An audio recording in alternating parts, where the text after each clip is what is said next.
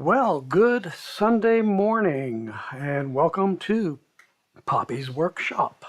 All right, so this is kind of weird. As I was testing this morning, noticing that my other camera doesn't have audio. So if I go to the workbench, so we are going to be stuck on one camera this morning. I'm not sure what is going on, or actually, before anybody joins, maybe I will try and fix it. So give me a moment here.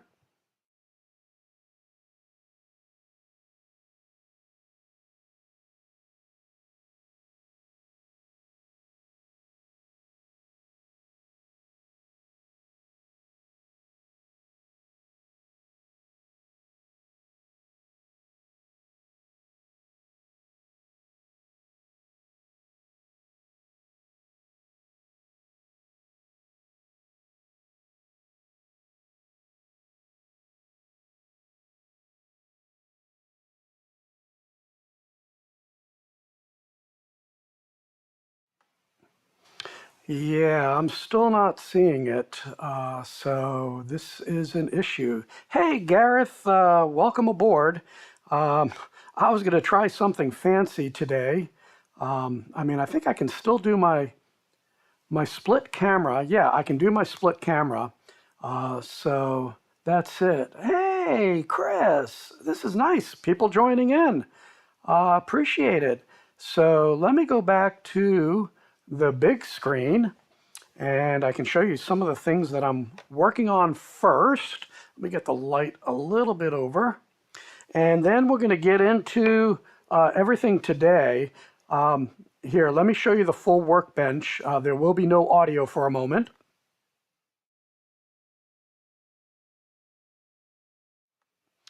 So I was going to show you what I was doing from a wide view. So I think I'm going to have to widen out this camera a little. Whoops, wrong way. Okay. Yeah, let's go out a little bit.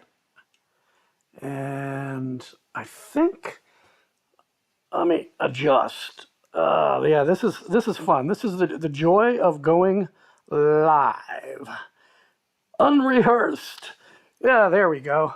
Okay, so let's start off with what I've been working on and then what we're going to be doing today and then get right into it. So if you were on yesterday's show with What If I Could with John, you'll see that one of the things that I was working on was completing a love spoon, and this is just prior to actually dipping it into the linseed oil, and I really like the way this one came out. So this will be a gift along with a dino rattle. I actually made one a little bit bigger than this. I have pictures of it on my website that'll have rattles in the middle. So he is and his wife will be having their first child, and they head back to Turkey early next year. And he sits next to me in the cube next to me, and really nice guy. He's a major in the Turkish army, and yeah, so that'll be my gift to him and his wife and new baby. And I forgot the names. I know Denise was going to be for a boy, and I forgot what that meant. The girl's name was going to be, I think, Bright Light. The meaning was bright light or sunshine. And I forgot what Denise, I think might be like great water or something. So I have been working on the 125 toys. And what I'm trying to do is a variety between 10 and 15 of different style toys. So this is one that I made like 19 of because of fails. And you've seen some of the videos on this. And this is ready for dipping. Let's see, make sure that wheel moves. It's a little tight. I may have to put that on the mop sander and spin that at 600 RPM to loosen it up some. But I've already shown two different types of rattles. I'm just doing a couple of those. It'll have one little honeycomb. Do I have a honeycomb here? Honeycomb, honeycomb, a honeycomb, honeycomb. Okay, I don't think that's the way it goes. So let me get a shtick here. So the goes in through the bottom like this. It'll get cut off, glued, cut off at the bottom. And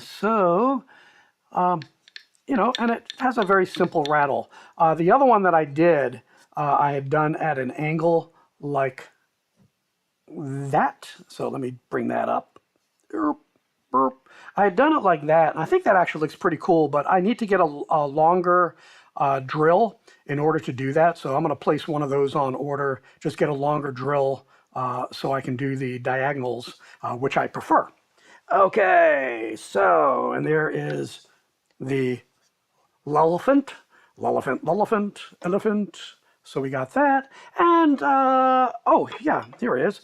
So what I did is I also scaled down my puppy a little bit. So I am in the process, what did I do, 12?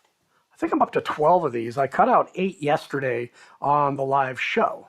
So that's what I'm doing now. So next steps on all of these is take them to the Franken router and get them profiled out, get them sanded, then get the wheels on, and then sand them again. And then we'll put them in linseed oil. This wood is ash. So this is ash. This is mahogany. The ash is really hard. I mean, you make baseball bats out of them, so it should be really durable. And then this one here, this was quarter sawn white oak. And again, a nice hard material. So there we go. I think that pretty much covers what I am working on the side, the 125 toys. Thankfully, I have quite a while before I actually have to deliver them. So I'm just trying to cut out blanks right now, finish some. Let me reach over. You've seen these. So I've thrown in a little bit of variety, some boats. I've got 3 boats here. I've got to make more of these cars. I think I only have 2 of these right now. So I'll make more of these cars. These I'm not sure. I think I'm actually going to do these for my grandson. I ordered, I'll tell you this in a sec. I ordered a ball pit with 300 balls, and he loves it.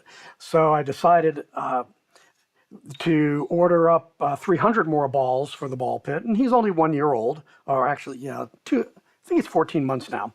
And then I ordered up, I guess you call it a play pad that we'll put, because the former little nook that we have, we're making it into the grandson's playroom. So here we are, empty nesters, and we're converting the house for more young children. That's too funny. So I'm thinking I've got a few of these already done. I'm going to do a couple more. This is canary wood. I love canary wood. Very hard, but because it's an oily, wet type of wood, it cuts beautifully, handles wonderfully. So I'm going to do that because that play pad has roads on it, parking places. It has a helicopter pad in the middle. I made the helicopter. You've seen that. I've made the car carrier that has 3 cars on it. Hey, good morning, Nancy.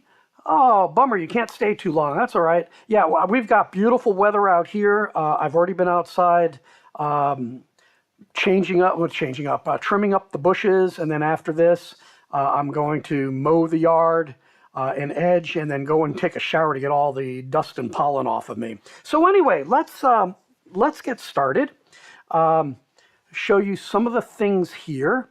These are my 3 favorite carving gouges, and then this is 20 ounces? What is it? My shop fox. I forgot.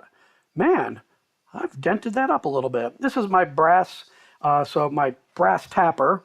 And then right here, you can see part of it. Let me turn this a little bit, part of the shaking.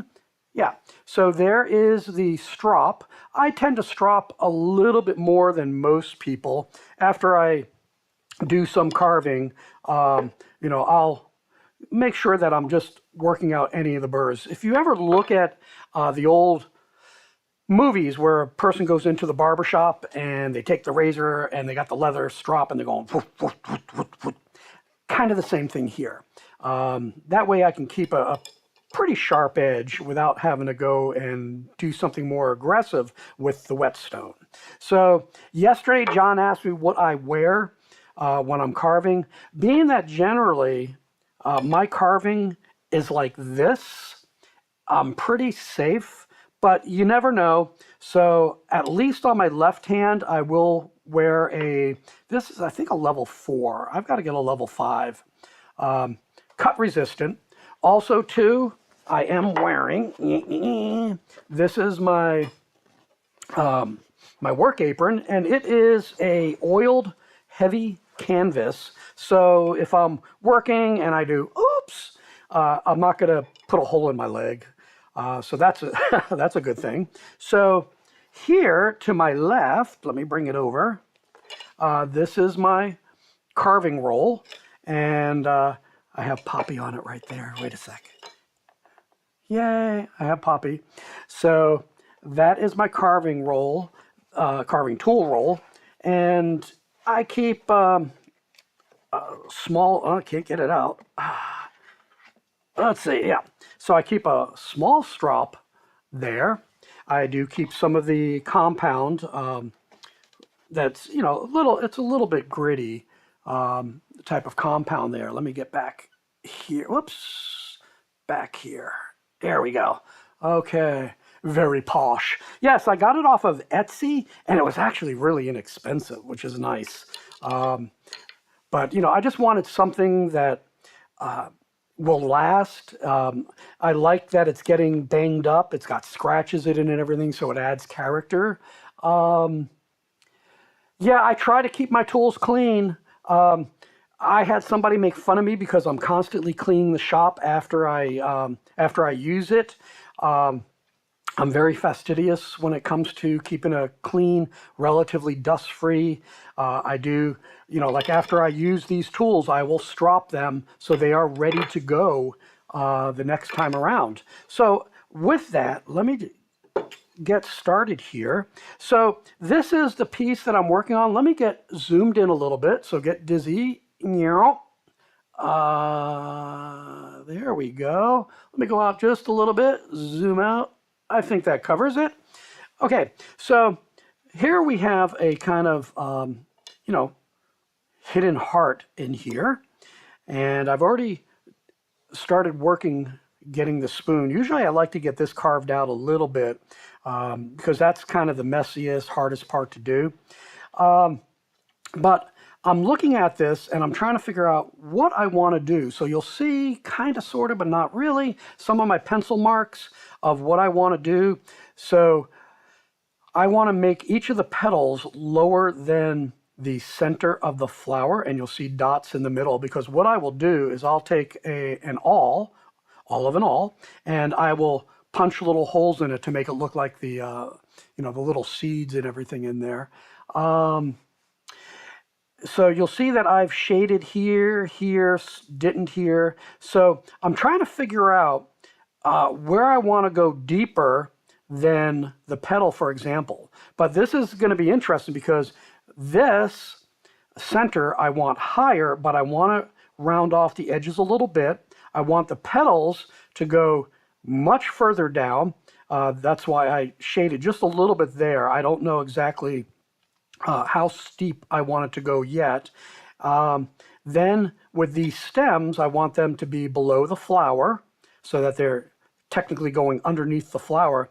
This center one, I scribbled a little bit deeper, is I want that to go much further down as if it's going behind the flower. So that's what I'm trying to do there. So that's what I'm trying to do. Now, hopefully the wood is going to be cooperative. Sometimes it isn't, so we'll see. The other thing that I want to do is I was debating how I want the petal to go, whether it's going to go, what's that, convex? Yeah, convex would be outside, so getting the edges down more than the inside, but I think I'm going to do the opposite. I'm going to kind of take out the middle a little bit so that it's curving. Oop, get my hand there. It's curving up. Oop, oop, there we go. It's curving up just a little bit. So I want to have the flowers folding in just a little bit to give it a little bit more depth. So that's how I mark off what I want to do. So that's really kind of step one. Then step two for me, and I notice a lot of times, for example, Dye Love Spoons, not sure if I'm pronouncing it correctly. The Dye Love Spoons Thomas, they tend to do this last, is what I noticed. So I do it first, sometimes, most of the time. So now what I'm going to do is I have a number of different curved chisels, and I have some straight ones, I have some angled ones. So let's get the gloves on. And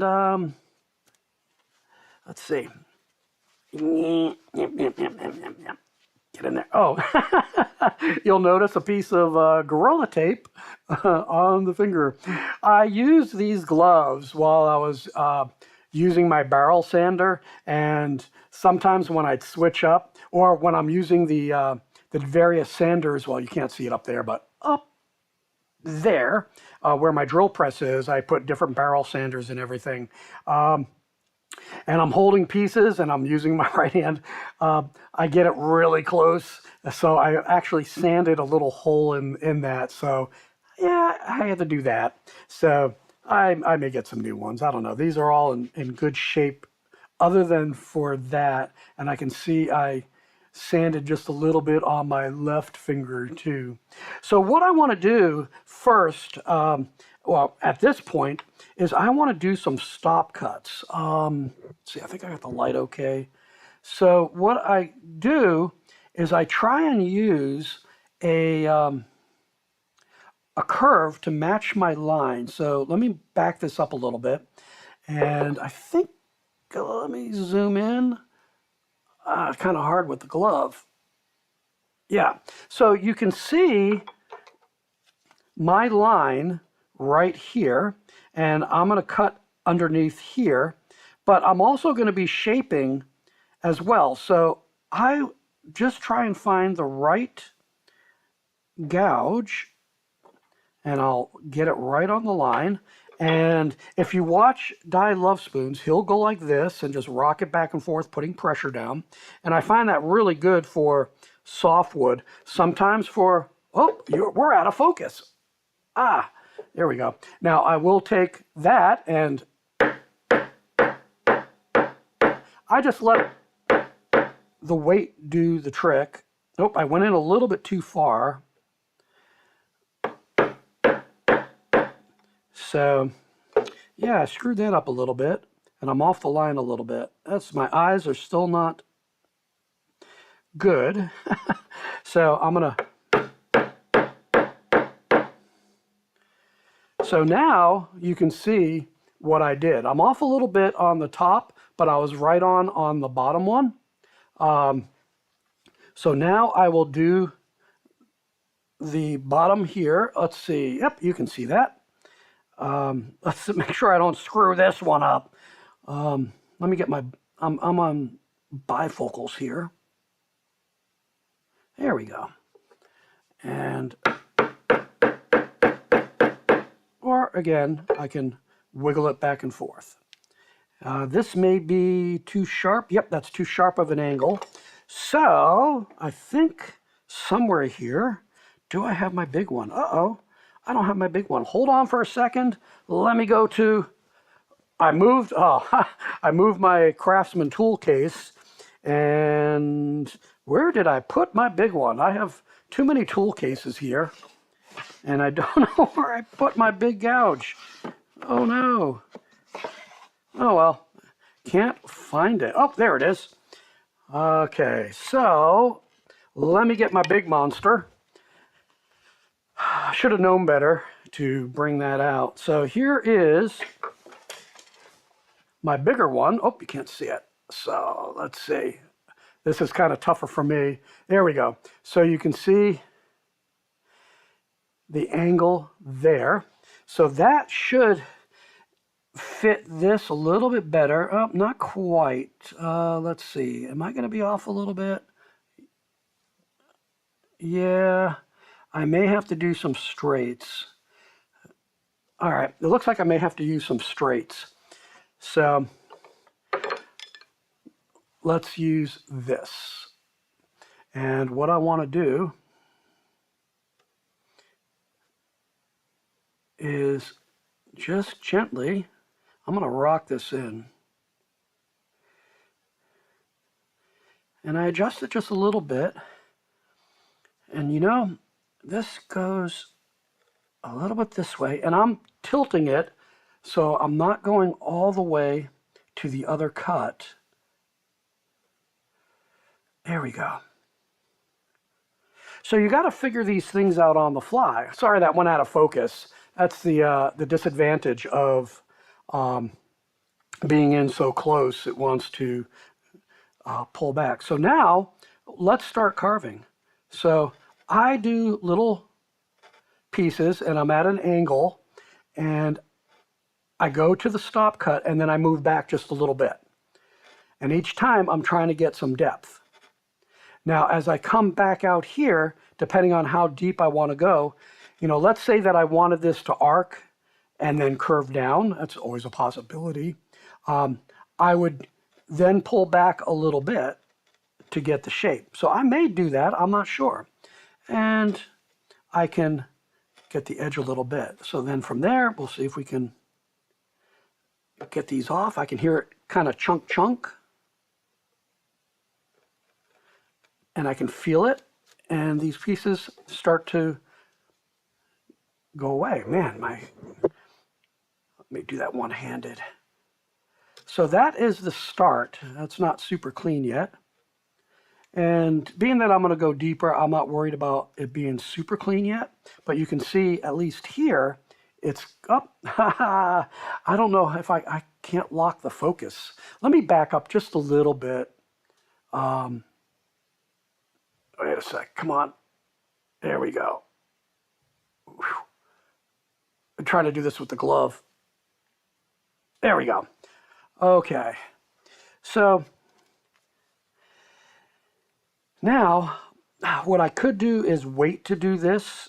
And then when I spin this around the other way so that I'm going this way, I'm not sure. Let me see. I usually don't like chiseling towards me.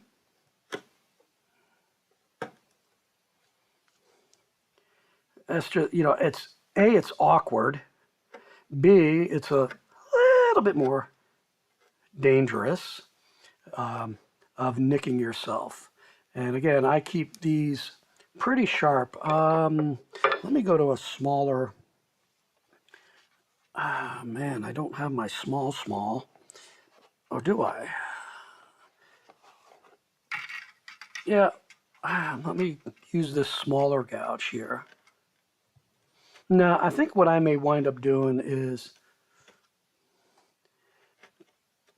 I like getting in tight.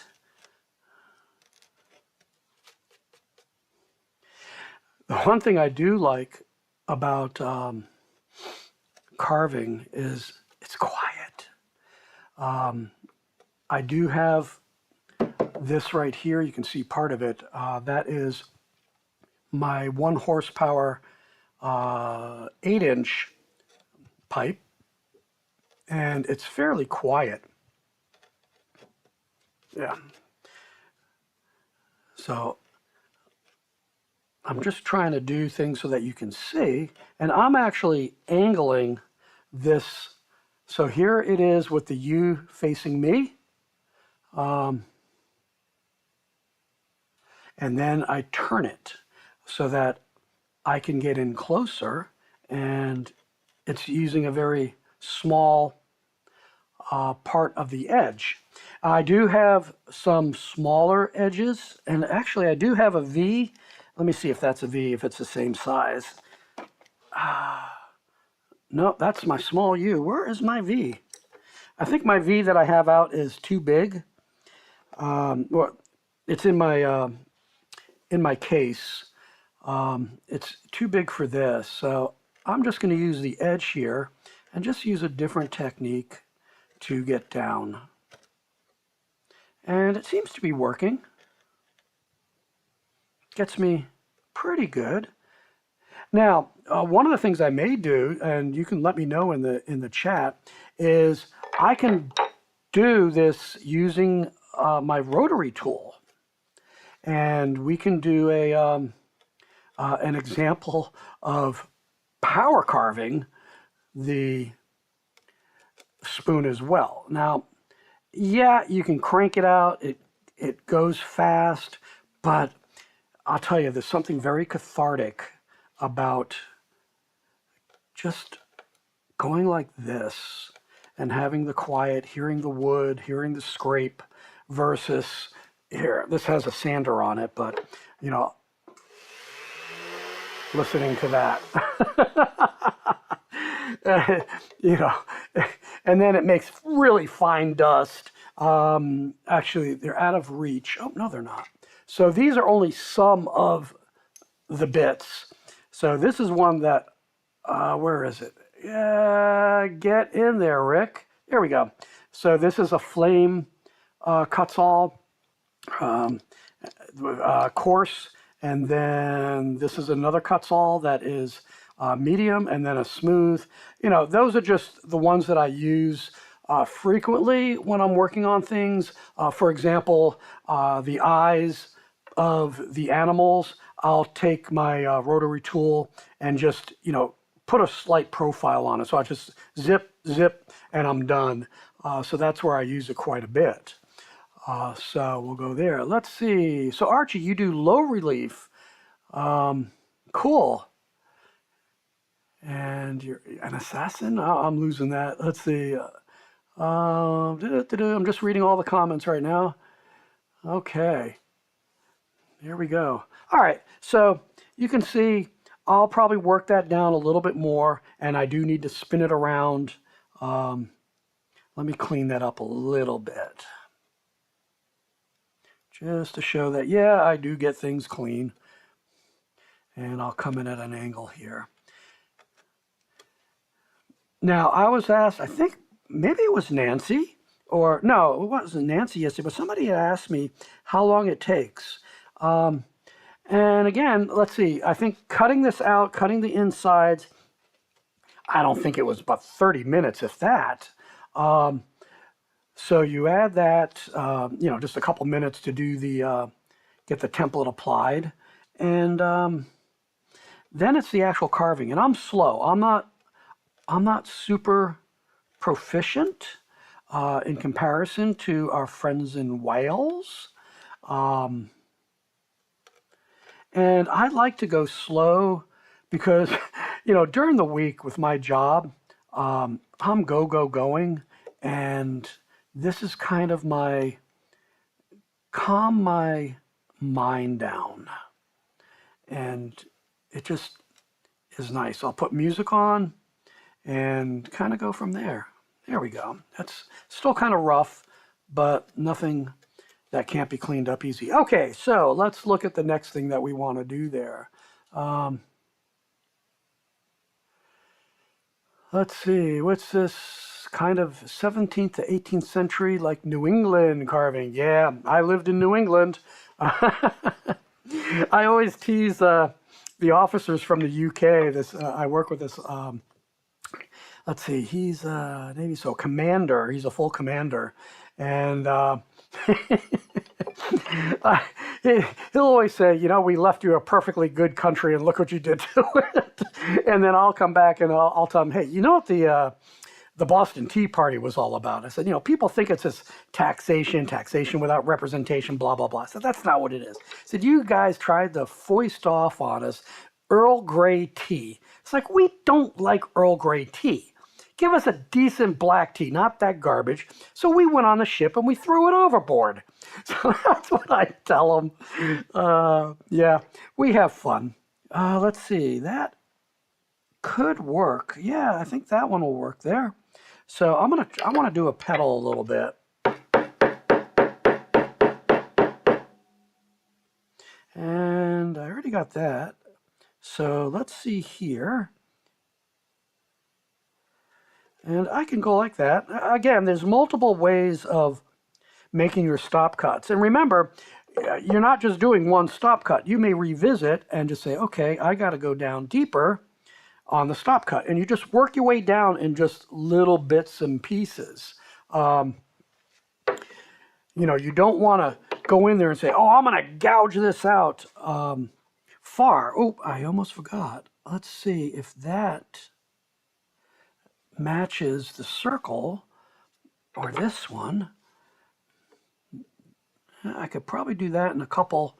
I'm going to do a very shallow stop cut here and see. Now, I don't like that. I'm going to use the bigger one. And what I'm doing is I'm going to exaggerate. Let me get my hand out of the way. So I am tilting this way. And this is exaggerated. I got to back out a little bit here. There we go. So I'm tilting like this and then working it this way. And again, that's kind of exaggerated. I'll show you where I'm really starting. I'm probably at about 5 or 10 degrees. And then I'm at 0 and I'm at the other stop cut line. And I only went halfway. There we go. I'm going from the back. Whoops. I'm going from the back side to here on my angle now. And I'm just trying to stay as close to the line. Now I'm going to do the same thing. I'm going to go that way to this way. My hands will be in the way. So let me see. I don't know if that'll help. Let me see if the split camera does anything better. Give you two different views, though one may be a little bit. Yeah, let's see how that works. Because I've got one at, let's see, here's one camera pointing that way. That is what I normally use for the workbench. And then this one going this way is what I usually use for my, my scroll saw. So let's see. Yeah, because like I got my hands in the way on the main camera right now as I do this stop cut. And I got to do this stop cut, but I need a smaller. So hopefully, yeah, you should be able to see in the other camera. And I think the microphone is working on this.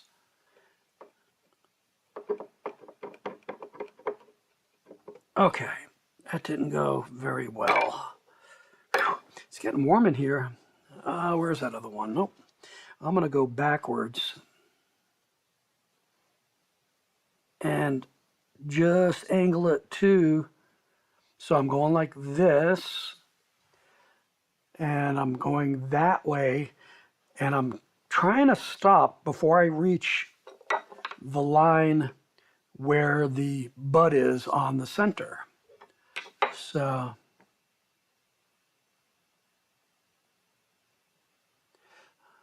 let's see, I'm going up. Oh, Nancy!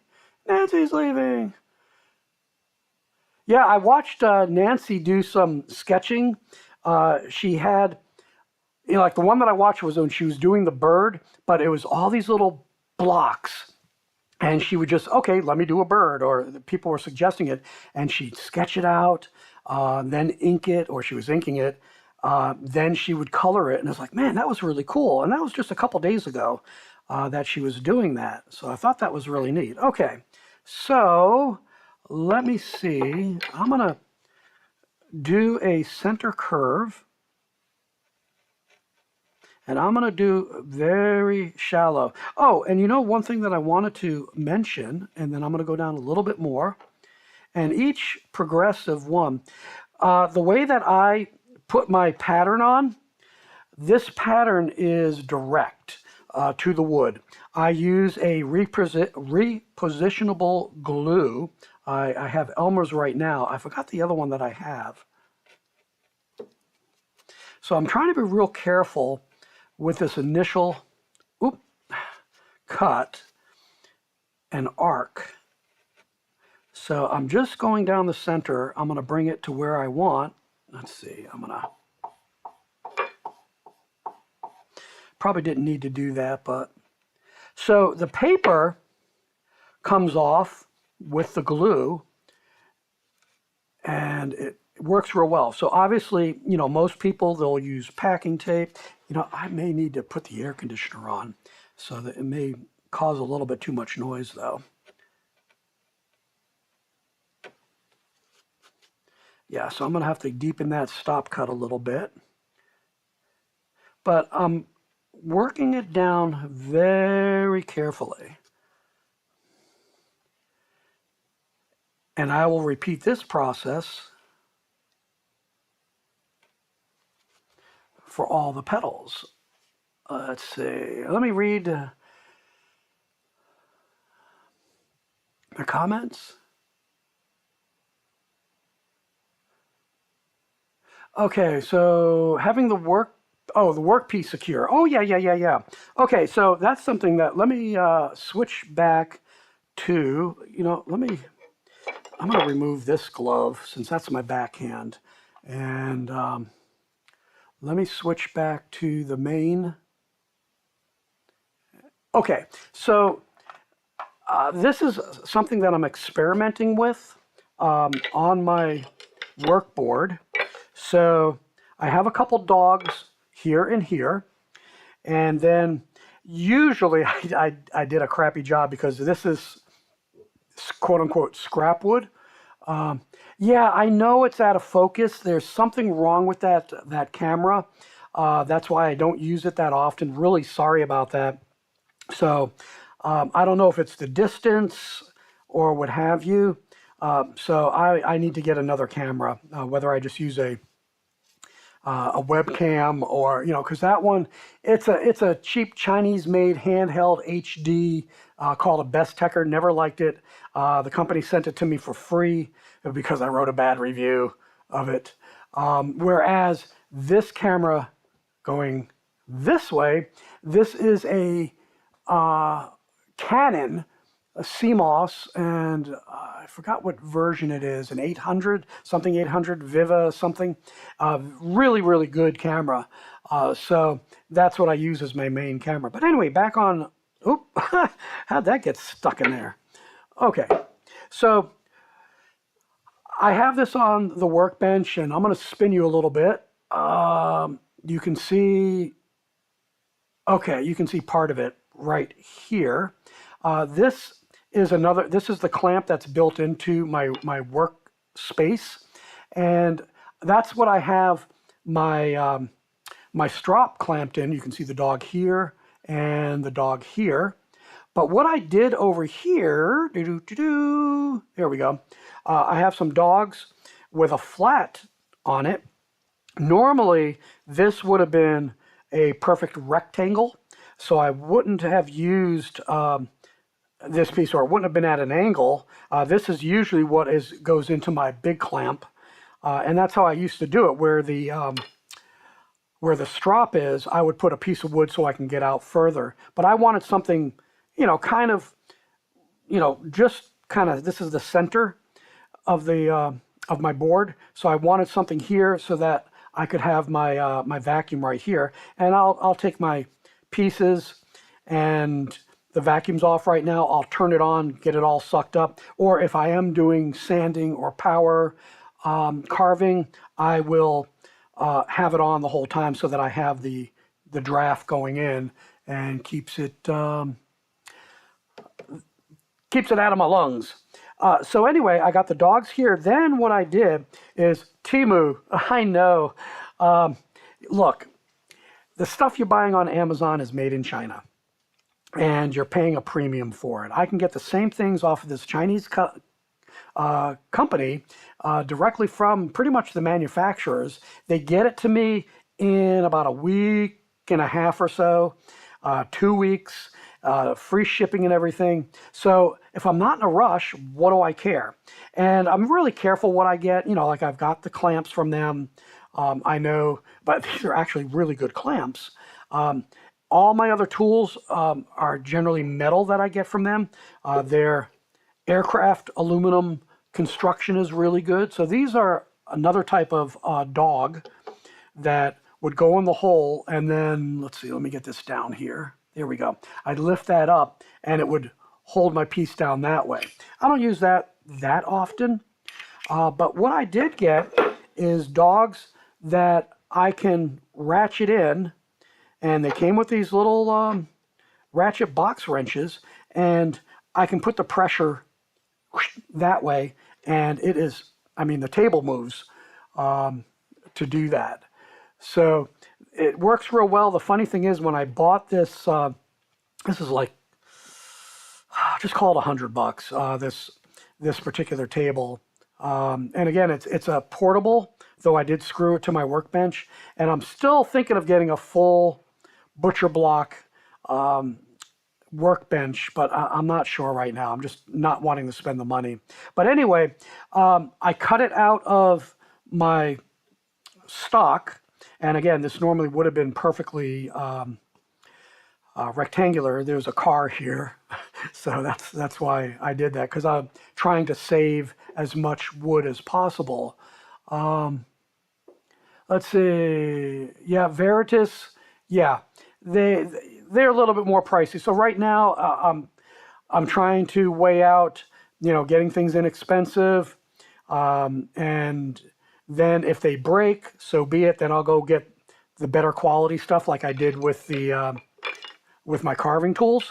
I think I already did a stop cut here, so I'm gonna just come down a little bit here. Oops. There we go. Let me concentrate for a moment while I'm close to that stop cut. This may need to be stropped. Or it might be the angle of the grain. There we go. Okay. So it was just the grain. So I'm trying to come up above.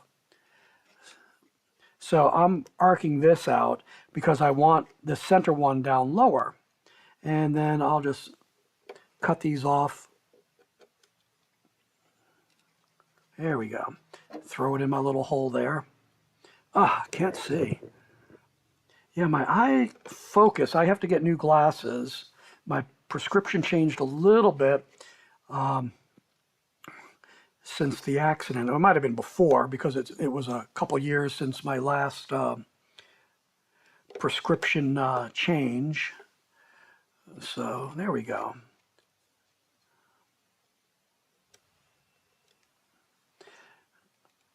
Yeah, I'll revisit that. I'm going to come down just a little bit lower. So let me make that stop cut a little bit deeper. I think I did that one by hand. I'm going to use that. And again, I just use the weight. I think this is 20 ounces. And I let gravity do the work.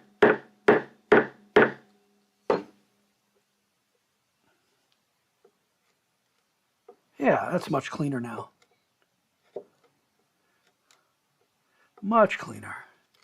Yeah. So let me zoom in just a little bit there. Let's get it focused. There we go. So you can see I went down, just a couple millimeters. I don't go very far. It's, as I always say with any type of cutting, carving, or whatever, you can always take away wood. You can't necessarily put it back. So let's see. Kevin. Hey, welcome, Kevin. Just 2x4s on the end. It's not ideal. Yeah, but that's kind of what mine is. You can't see it, but it's a steel frame on wheels, and then it's not composite, but it's a hardwood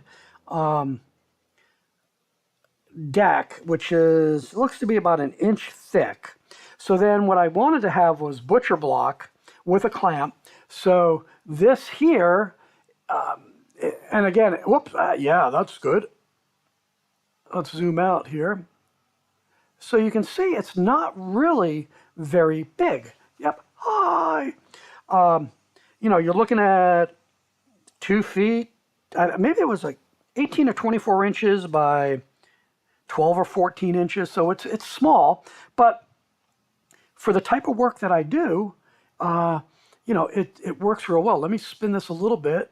Now you can see the clamp here. Here is, where it squeezes together. So you can see that. But I have two screws, one here, that just keeps it still, keeps it to the to my workbench. And again, it's on wheels, but I have them all locked, so it is, fairly stable. I mean, this rocks a little bit, but for what I do, again, it's not bad. Keep this underneath so I can brush the stuff in, especially dust. And if you saw my short video, here is the saw blade right here, and that's what I use to trim the sandpaper. And it was kind of, Guy had said, that he reuses a lot of his sandpaper from his belts. So I'm trying to find some used sandpaper here. Yeah, no, that's not banged up. Wait a sec. I tend to keep everything in boxes of how I use things. So yeah, let me just use this one here. This is kind of banged up. So a lot of times when I'm sanding, especially love spoons, I like to get into the nooks and crannies. And I have all kinds of different things. So let's see. I have various twigs. Of course, I've got the blocks. I have a fine coarse, and I forgot, I think I have, that's like 120. Oh, no, this is probably 220 or 240. And then somewhere here, I have my coarse, and that's probably 80. But I have various twigs. I have various sanding squares, and then I have a number of these of different grit, going from 80 up to 240. And then as you use it, you just kind of push it in and spin the sandpaper as you go. But you've got the angle and flat here, and then you've got a rounded here. So, and these are really inexpensive. I got 4 different ones with sandpaper, a lot of sandpaper rounds, and it worked real well. It works real well for getting into the fine details. And again, that's probably my detriment that I do that. I just, again, I'm fastidious. That's all I can say. So, like, yesterday working on the other love spoon, taking it down to, I don't know, like 1,200 or 2,000 grit, and I'm like, going like that. So that gets us back to this subject. I know I change subjects all the time. So this is really more for belt sanding, because I could take one of these, and let's say like my old one was all worn up here in the corner, but I had some decent here. I can fold it, rip it, and I'm done. Or what I do is I take that piece, I put it in like, fingers ain't working, put it in like this, squeeze the blade down, and just let the blade do the work. So that way I'm not using a scissor, because I use the scissor for cutting a lot of things.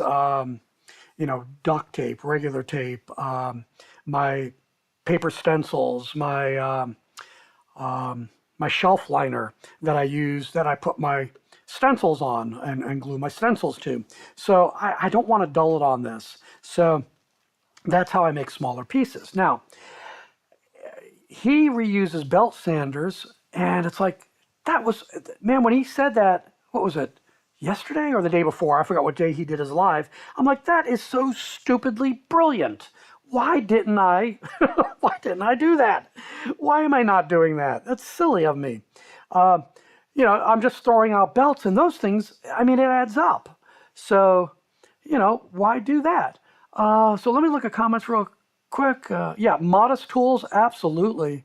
And again, a stupid idea that works isn't stupid. And if a tool works, no matter how inexpensive it is, then you did something very smart. So, there are certain tools, especially the ones that are more dangerous. Like I really need to get rid of the Franken router. Maybe not. I'm going to upgrade my Franken router to more aircraft aluminum stuff versus plastic and what holds my router motor. The router spins at 30,000 RPM. You can't make that safe. You just got to be really, really careful on it. So anyway, with my sanding, I like to have a lot of these because, I'm going to fold them like that, get my finger in so that, I'm getting in there and I'm, doing all that to sand this stuff. So I can take what normally would have been thrown away and get more life out of it and just save those pennies. And let's see, best blocks for demanding sanding. What, my fingers?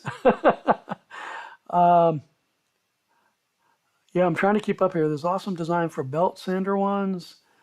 Yeah. So again, this is an old hacksaw blade. Again, this would have been thrown away, and I have it on this bench, and I have it on another one where my my little 1x21 belt sander and my small drill press is. So I have them handy. How often I use them? Not that often, but I may have a belt or two lying around, hanging up, and it's like, let me slice them up, and we'll go with that. Let's see, Kevin. Okay, Kevin, have a great weekend. Appreciate you stopping by. Really appreciate everybody stopping by. This has been, wow, I have 6 concurrent users. This is the most I've ever had. And I'm still talking. I hear John in my head is, less talk, more cutting. So, oh yeah. Let's see. Let me, this is a little bit weirder. This is sharp here, more of a sharp turn. So I'm going to do this at a slight angle. I think, let me zoom in a little bit. Whoop, wrong way. And we're going to turn you a little bit. There we go. I'll stay out that far for now. And we're going to work on this stem. And usually when I'm not yakking and trying to show you different things that I'm doing. Oh, and here I actually cut in with the scroll saw to there. So it's its own stop cut. Actually, I'm going to use a little bit bigger. Actually, I'm going to use a straight from here because it's not, oh, I don't know. See, this is where, if I was alone, I'd probably make the decision a lot faster. I want to make sure that I'm not steering you wrong. There we go. That was a little bit too sharp, but we can correct that. All right, I think that gives me a good stop cut here. And I have 2 favorite, I'm surprised I didn't put it up. Wait a second, where is it? Yeah, so in terms of flat blades, these are my 2 favorites. They're small, and I have one that's, what's that, about a 30-degree angle here, and then that's the flat, I guess you can call it a 0. And so those are my 2 favorites that I use. Let me get that sandpaper out of here, back in the box. Whew, I'm sweating. So I'll use the angled one because I can work here. I'll work back. Oh, did I do a stop cut there? No, I did not. And I think I can do a flat stop cut. There we go. And again, I just went down a couple millimeters. So there. And I could go like that and get them, try and get those pieces out of the way and then clean it up as I go along. And keep that cut really clean. So these are the things that I think of as I am cutting, carving, using the scroll saw, looking in advance. So this is a little bit trickier. So let's see, let me zoom in a little bit again. Well, that's not zooming in. I think that is not too bad. I'm going to spin you just a little bit. Pardon the shaking. There we go. Yes, you may ask what species this is, but will I answer you? That is the other question. Wait, I'm pointing at you and you can't see. There we go. Now I'm pointing at you.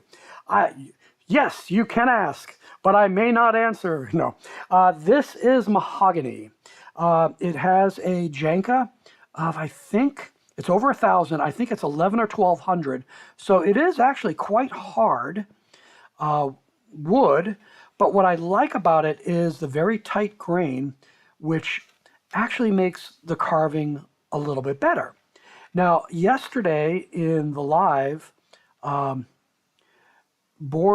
stream with John, I mentioned I really like walnut, which is another one that is about an 1100 Janka. The grain is a little bit wider, longer, but again, it still cuts very well. There is the aromatic cedar. So if you look at the last stream that Di Love Spoons did, I believe whatever they call it in Wales is a, all right, let me pay attention to this one here. Wait a sec. It's kind of a close cut. It's the same as aromatic cedar, which I think is a Janka of about 900. But for some reason, it seems like it's a lot softer. It cuts really easy, but because it's a dry, stringy wood, it's prone, and that's what I'm trying to be careful with here is tearing. Like this is tearing. Let me show you. So this is tearing a little bit, and the aromatic cedar is more prone to that type of tearing. So you've got to be careful in the type of cuts that you do, how deep you go when you're chiseling in.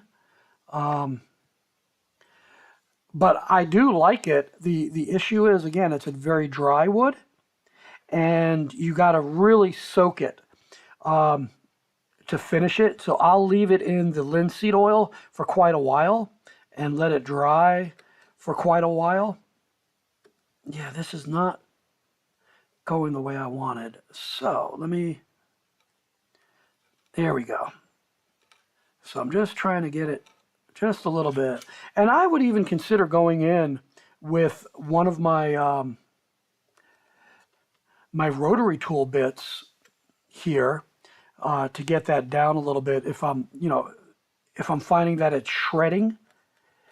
I'm not opposed to using power tools. Again, this is just my time to be cathartic. Let me bring this back a little bit.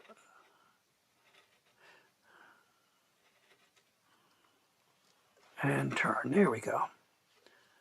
Yeah, those are much cleaner. That's much cleaner. I gotta go. Well, I don't know why I'm whispering. Oh, lordy, lordy. And I'm going to do this other pedal too. I'm going to do the center here in a moment. So let's see. Yeah, it is carving nicely. And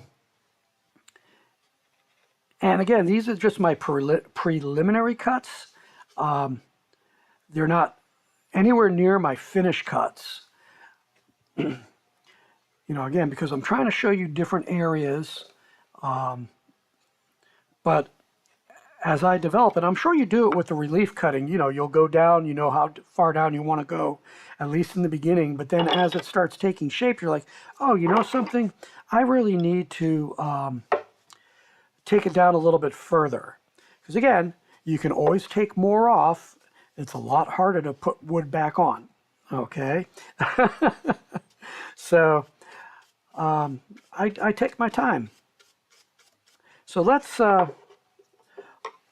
do this. Oh, I got to do my stop cut. So, whoop, that's not the one I wanted. Let's see. And this is why usually I only keep a couple of my favorites.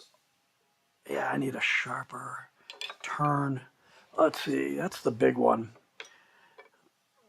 Let's see. Let me get focused in here. You know, that's actually not too bad. I'm going to do it part way up. So I'm angling this way more so that I'm not cutting here on that pedal just as yet. So I'm going to roll it in towards it and kind of move up a little bit at a time and roll it towards it.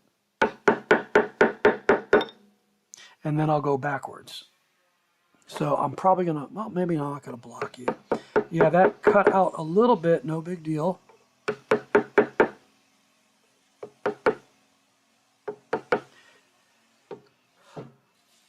What is that noise? Oh, that's my next, well, not my next, well, my next door neighbor on that side is actually doing my neighbor's yard on that side of the house.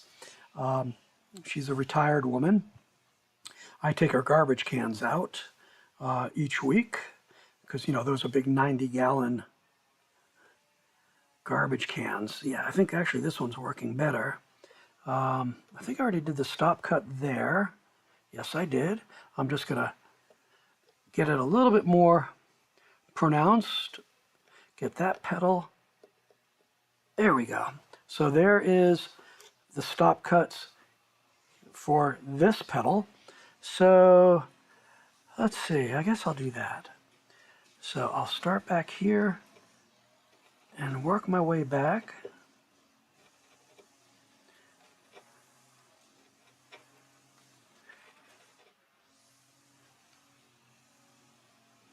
So again, I consider myself to be, I want to say amateur. I mean, I'm an advanced student. No, I'm not even an advanced student. I'm just a student. And I like watching the other shows. And I think I do need to get sharper. My neighbor 2 doors down to my left, he's in the Navy. He's actually a knife maker. And he's been away for quite a while now and has a whole shop, like I do, for knives that he makes from scratch. And has a beautiful sharpening machine. And he agreed. He said, yeah, I can do that for you. In exchange for some of the wood scraps that I have that he can make some handles out of. Because he only needs like 1x4 or, you know, 1.5x5 or something to make handles, 2 of those. So I usually have cast-offs that work real well for him. I gave him some black limba, which, you know, you got to be careful with that because that's another one that can easily chip. So he tends to sand them rather than cut them to shape. Yeah, so you're hearing the weed whacker next door. I'm going to go deeper. So I'm starting up high, giving more pressure as I go to the back. And I'm going to do the same here. I'm going to widen this now. Go a little bit deeper towards the center. There we go. And let's clean that up.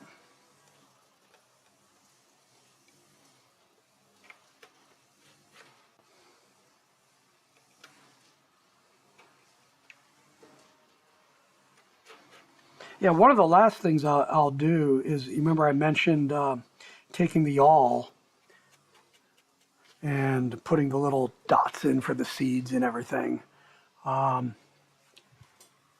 So that'll be the last thing I do. Yeah, I think I may.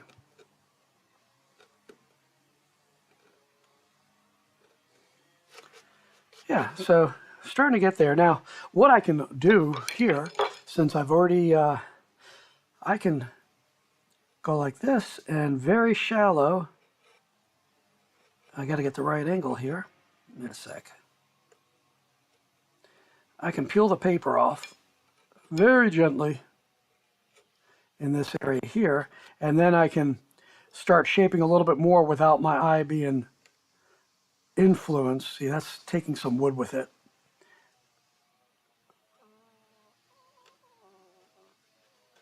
Let me get my other one.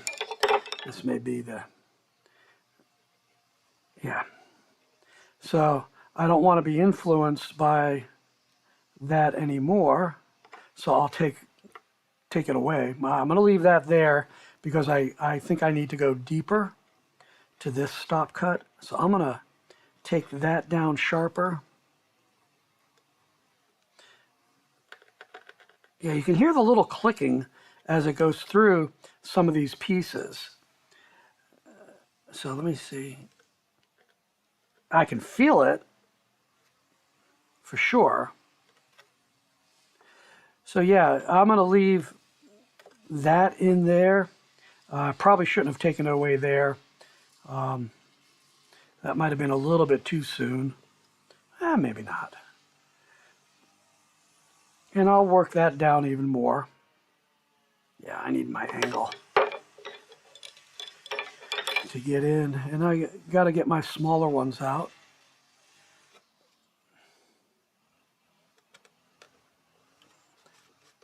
Well, let me zoom out a little bit here. There we go. So yeah, there we go. That's the work that I'm doing. Yeah, let's see. Going up here. Let's see. Trying to read comments. Interesting to see the context of it. Yeah. I did a video. I think it's about 20 minutes long that actually shows me cutting this out. I wanted to have that separately and, see how that process goes. So, you'll see start to finish, how at least I do it. When you look at what Dye does, he does a nice simple piece and he can take it from start to finish in an hour. It just, oy vey. I am nowhere near that proficient to be able to do that. So I'd rather just do multiple videos, steps and everything like that. But I appreciate you saying that you learned 99% from me. I try to teach, and again, my way is not necessarily the right way or the perfect way. It is an amalgamation of other people, and you'll do the same thing. I always say eat the meat, spit out the bones sort of thing. Because certain things that work for me won't work for you. My technique might not be the best technique, and you find somebody with more experience that's better. So I will say that, yeah, I am a student myself. I hesitate to say advanced, but proficient. And kind of go from there. Yep, I'm getting that down deeper. That's good. I want the petals to really stand out on this. So I'm slowly working it around.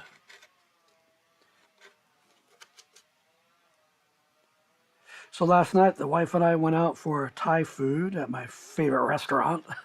And it's funny, they get to know me. They're like, so do you want to, after dinner, so you're going to get some mango sticky rice for dessert? I'm like, nah, dude, I'm like full. But here's the funny thing. I forgot what it was that I got. Oh, Thai dish was cashew something chicken with chicken. And man, it was lots of vegetables. And here's the thing. I do not like vegetables. It's funny. So Miss Kathy, basically this restaurant is the mom and the daughters, and then the husband, who's a deputy sheriff, he comes in to help. He was waiting on us last night. And so small family business. She cooks in the open in front of you, fresh food, everything like that. It's beautiful. Well, I didn't realize how much vegetable was in this. We're talking lots of different vegetables, beautiful colors and everything. And I'm eating it. It's like, actually, this is really good. So she came over to ask how things are going. And I'm like, well, let me tell you something. I said, I don't like vegetables. And she looked, and you can tell, oh, this is not good. I said, but, however, I said, I really like this. And my wife starts laughing. She's like, no, I cannot get him to eat vegetables. But the thing was, they were nice, fresh, crunchy, great flavor with the sauce that was in it. So it was just nice, So she's like, really, that is the greatest compliment I have ever heard. I said, yeah, to get this 62-year-old guy to finally eat my vegetables, my mother would be so happy, but she'd also be mad because she could never get me to eat my vegetables. I like beans. I like green beans. I like spinach as long as it's chopped. Peas, carrots. I think that's about it. The only time that I'll eat broccoli is if it's in my pho or pho, I think is the soup, Vietnamese soup. And I have to dip it in sriracha and hoisin sauce. For me, it's the texture. A lot of times when I don't want to eat something, it's like, I don't like the freaking texture. And she said, yeah, most restaurants will use frozen, so that it gets limp. It doesn't have flavor in it. She says everything we do is fresh. So I like to eat there. I like to support the local businesses rather than the big chains. I don't like fast food. I think I did eat at a McDonald's, I think about 6 months ago, just to see. They've changed things. And before that, it was like, oh gosh, before COVID that I ever ate at a McDonald's. It was like, yeah, no. If I'm going to spend that kind of money, I'm going to go to a local mom and pa, and I am going to eat something nice there. Let's look. Let's see. I know that you could create a form with the scroll saw. Yeah. Yeah. So if you look at, I did show it. I don't think you had logged on to John's show yesterday, but if you go to my website and go to the blogs, I now have them at the top layer at the top of the of each page. It's from the workbench, or words from the workbench, something like that. And my most recent post that came out a couple days ago for Memorial Day, or came out yesterday for the weekend, has a picture of what do they call it? The soldier's cross, or the serviceman's cross, which is the boots, the rifle, the helmet, and dog tag. So I did 3 of them, and it was 4 layers. And each of the layers was painted a different color, so that it was darker behind, and it created a 3D effect. Because in reality, it was only, let's see, it was done out of 1/8 inch, so 3 millimeter thick wood. So you're only talking 4 layers.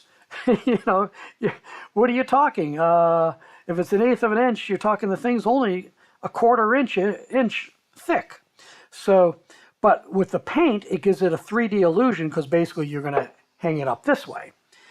So it gives a 3D illusion with the way the base is. So I did post a short blog on that, and yeah, so you can see the 3 that I did. I did a triple stack on that. And then also too, I don't know if you're aware, I do have a Facebook page.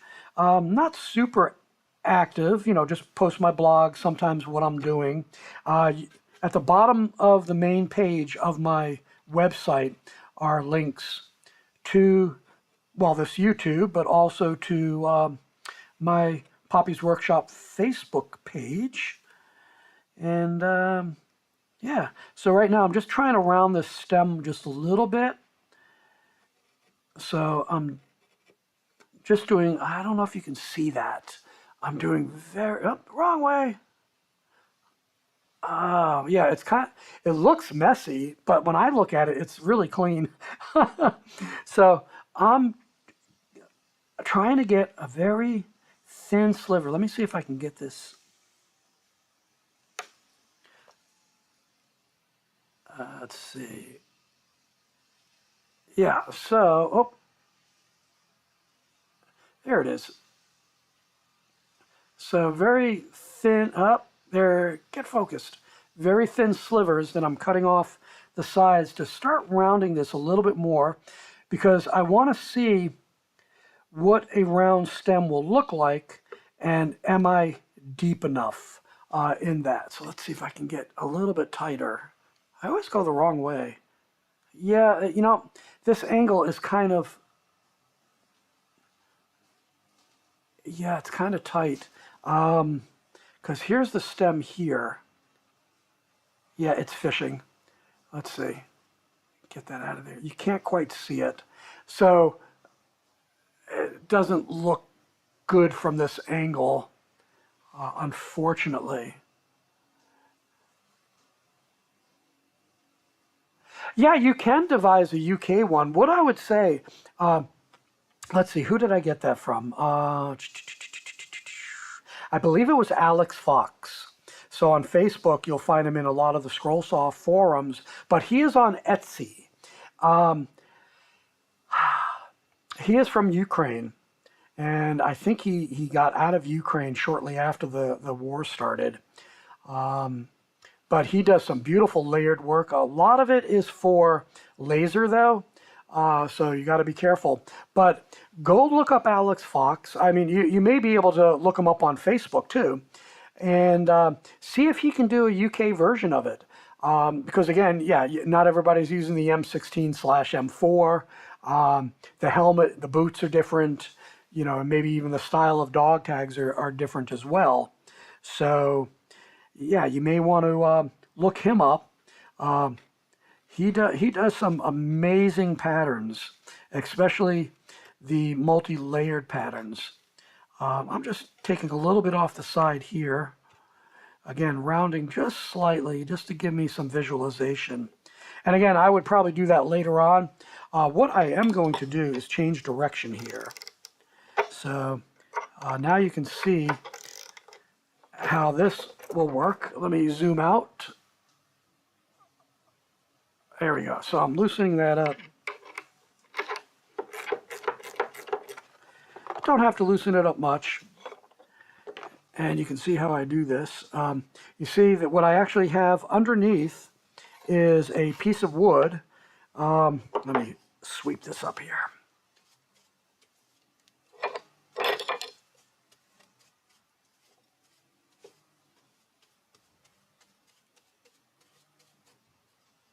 So I have just a little scrap piece of wood that I put underneath to work as a riser. So basically, I'm just, yeah, well, doing that is what I'm doing. So let's get this upside down.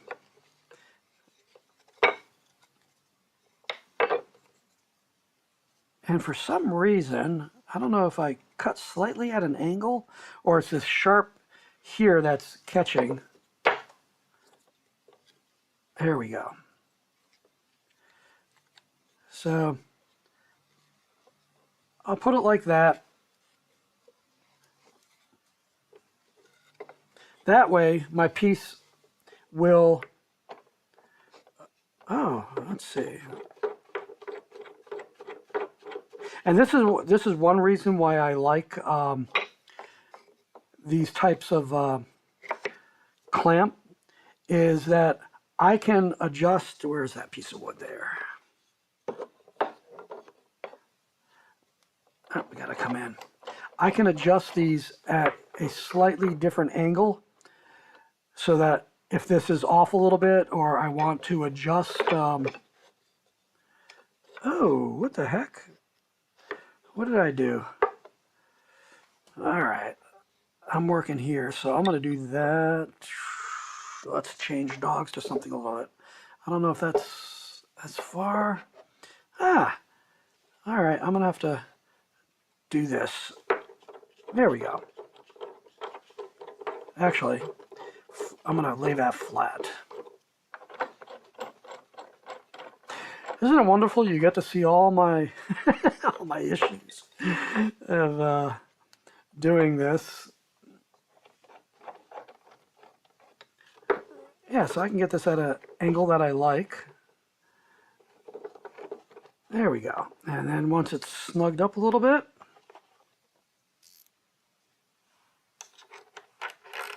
oh, wrong way. Then I can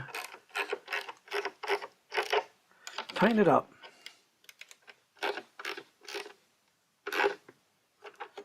Yeah, so there we go. Nice and firm and snug.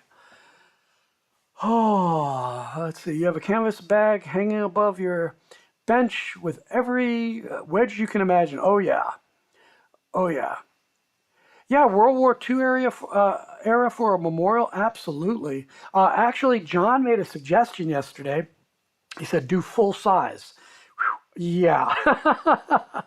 That you'd have to do with a hand jigsaw. And, you know, the one that I did is quite intricate, especially when you're talking about the front shroud. Handheld area of the rifle, you can see there's just a lot of zigzags in that. So doing that with a handheld jigsaw would be problematic. Now I know he does big stuff because he uses a spiral all the time, and he's really good with spiral. I suck with spiral blades. So that would not be a good thing for me. So let's see what I was going to do here. I've got to do these 3 flowers. I've got to come down on this. I already did the stop cut, so I'm gonna start bringing this stem down a little bit. And actually, I may just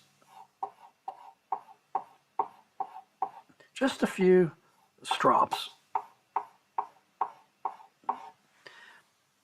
That just takes any burr that I've developed off. There we go. But he suggested that I do one for each era. So, you know, we're talking World War II, Vietnam, and then the idea was give them to, oh, did I do a stop cut there? No, I did not. And then do, get it to the, man, my mind just went blank. Get it to the VFWs or American Legion halls or, you know, retirement hospitals, whatever that the vets will be at. But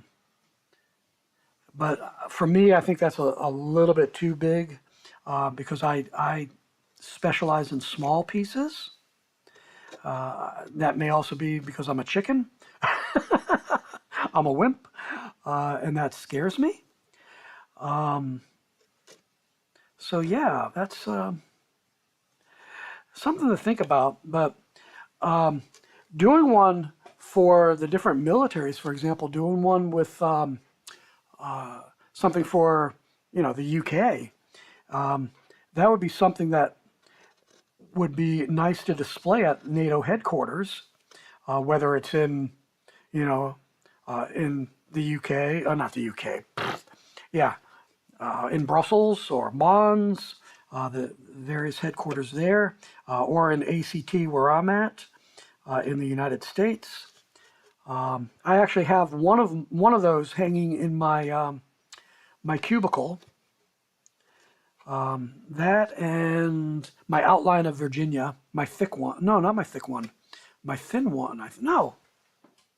Oh, wait. Yeah, my thick one. So I did one at 1/2 inch and I did 2 at 1/4 inch to see how they look. And I really like the quarters. And those, I think I'm going to sell at our Christmas bazaar, which raises money for some orphanages in Europe. And it's put on by the ladies, the wives of the various military personnel that we have from the different countries. And I forgot how many countries we have now. 32. 32 countries now that Sweden and Finland joined us last in this year. So yeah. Let's see, I'll have to do stop cuts there. I'm trying to, you know, I'm going to have to, I'll come back and I'm going to have to come in this way to get that one going. Let's see, let me go back. Canvas bag, quarter size. Yeah, so mine was about 11 inches because, you know, I can print 11 by 17 from work, so I can make bigger. I now have the, I have the 30-inch, but not a Seiko. What do I have? Oh my gosh, looks like a Pegas. Darn it, Rick. So I have the 30-inch throat, so I can do big pieces. I can roll my scroll saw out further so that I have full 30 inches. Then add in if I wanted to use a spiral blade, if I can get that under control, rather than just using it for odd details. Yeah, I don't like doing it this way. Yeah, I think I'm going to avoid this. I'm going to do this. So yeah, I just, let me concentrate on this for a sec. There we go. Okay. I can use a straight for this one and then angle it slightly because that's going to be cut away anyway. I want that to go fairly deep. And I have these stop cuts here. So you can see I come in at an angle so that way I can get to the tip, I can see it. That's always my biggest issue, is not being able to see something. I'll zoom in just a little bit again. Oh, wrong way. I always go the wrong way. And let's see, I think I can get away with a curve here. I'll use the medium. And I'm just kind of looking at that against the line. Yeah.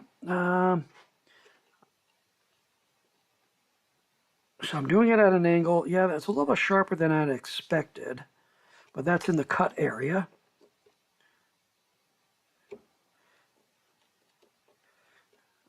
So that's not too bad. You know, it's kind of like scroll sawing. My errors that I make, let me do my bigger one here. I want to be in my quote-unquote scrap area.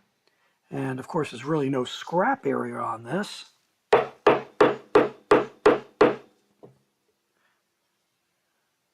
Yeah, I'm way off. What's going on here? Eyes are not... Ah, that's better. So in this area, since I'm going to be carving this away, let me just use that for a moment. See, I'll be carving that away. My mistake is now gone. So that's the other thing that I try to consider when I'm carving and setting lines and stuff like that, is make sure the way that you do it, you make your mistakes in the area that you're going to cut away. And that is not an expert tip. That is a tip from somebody who makes a lot of mistakes. Yeah. Let's see. Yeah, so an M16 quarter scale would be 9 3/4 inches. So I think that is about what mine is, because you figure from the point that it is in the quote-unquote base, and then you have the helmet on top of it coming up, that takes it to about 11 inches. Maybe I'm a little bit more than a 1/4 inch scale. So it's, well, 9 3/4. That sounds about right. So it's about quarter scale. So not bad at all. All right, so I'm working my way back, going deeper as so you can see the angle as I go deeper, as I approach the pedal. And you hear the little click, click, crunch. And hopefully some of them will break away.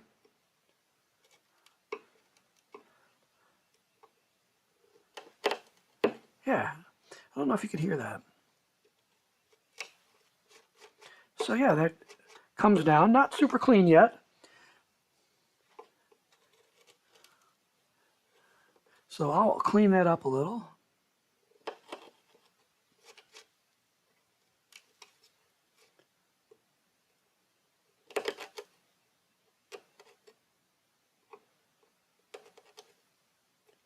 And again, I think I need to get these blades professionally sharpened, so hopefully my next door neighbor. See, here's how I start to round the edges a little bit. And again, I just want to see how it's going in. Now, this is thick wood. This is 3/4 inch, which is quite thick for a love spoon. So when I get this done, I'm going to put this, I don't know if I'll put it on my thick belt sander, but I will definitely start shaping the backside with my soft barrel sander. And I will take off at least, quarter of an inch or more in certain areas because I want to have the back have some shape, even though it's not going to have details like this. I tend not to put the details on the back, but I'm going to have it arced and get a nice pattern out of it. So let's see. Maybe I'll have that. I'm not sure if I want this to come up and down or whether just it's going to be all down. That's still a decision I'm trying to make, how I want to do that. So I'm going to take a little bit more off here. Let's see, let me get that piece out. So you can see, we're not taking off a lot of wood, and it is, gosh, not even a millimeter. Maybe it's I don't even think it's a millimeter. All right, let me read some more here.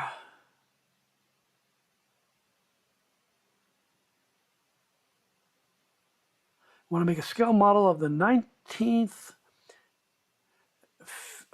century field artillery, although they don't like us peasants doing that sort of thing these days. Come on to the USA. Come to Virginia Beach. Get you into the ocean front, get you a suntan. And I have to laugh at that because, man, I'm inside most of the time. I mean, I used to be really tan. Now I'm just gray. Except when I go mow the yard or something. During COVID, when I was working from home, I would actually take more breaks and work longer. And I would actually sit out on my back deck catching the sun. And I stopped doing that. Just a lot of things changed during and after COVID for me. And I used to be outside all the time. And here I am, I think as the crow flies, I'm less than 10 miles from the ocean front. I'm like 4 miles from the Chesapeake Bay and the beaches there. The weather's always, real nice most of the year. But yeah, come on to the United States before our rights go away. They may start doing that on us too. Yeah. All right, I'm going to do this, get that down, shape that petal. So what I am doing, you'll see that I'm actually, I'm going to figure out if I want to stay high or low. I think I may go low. Not sure yet.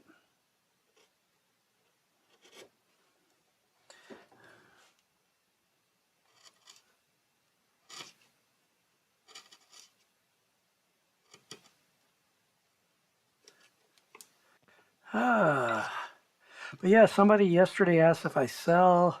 Not really, because again, I put a lot of time into these, and being that I'm not a production shop, I don't know if I can truly give the value or the price.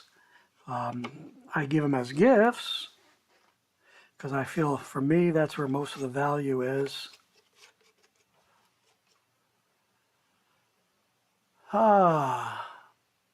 Let's see. A friend from the Gambia says I'm the whitest person he's ever met. Yeah, I hear folk from the UK. Yeah, from what I've seen, because I have the Nordic folk here, Germans, Swedish, and yeah, they're pretty white.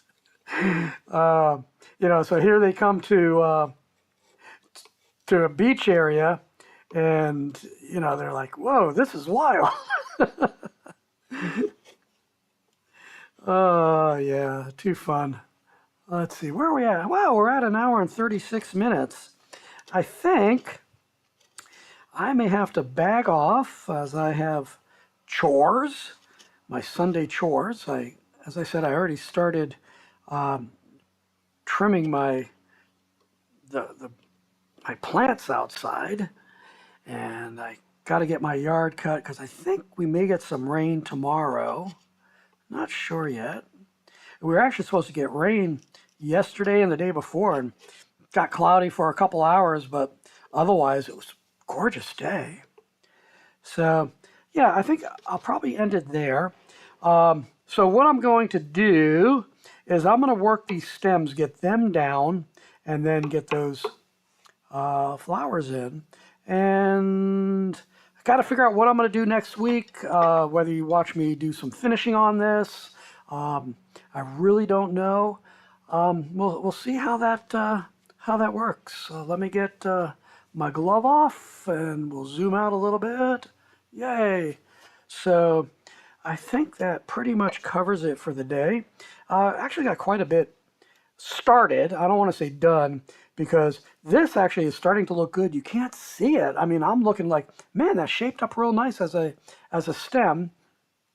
The wood cut really nice in there. It actually is nice and smooth already with no sanding. So it's coming along. This has to come down more. This I'm going to shape out more. But I think I'm going to take these down a lot further than I was originally thinking. I think I may go, yeah, I don't think 1/4 inch, but we're going to get there.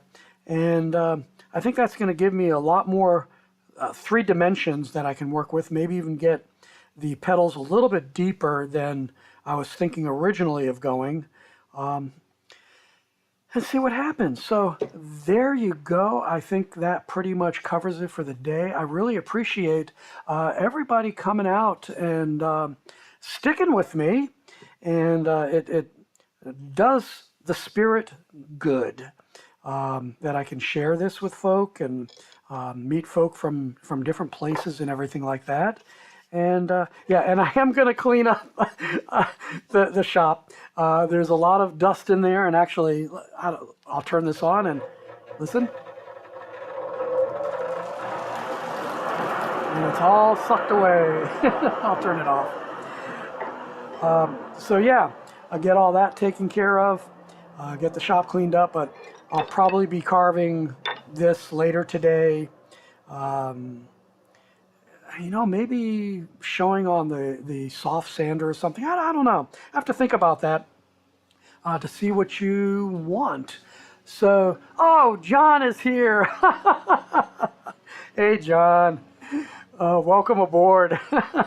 I know you're probably just waking up, but yeah, I'm shutting down for now and go from there. But I appreciate you at least making an attempt to say hi.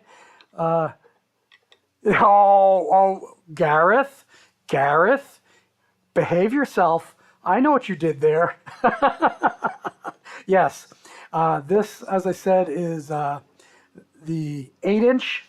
I think that's 8 inches, and goes to my my 1 horsepower, which wasn't enough to drive my other pipes and everything.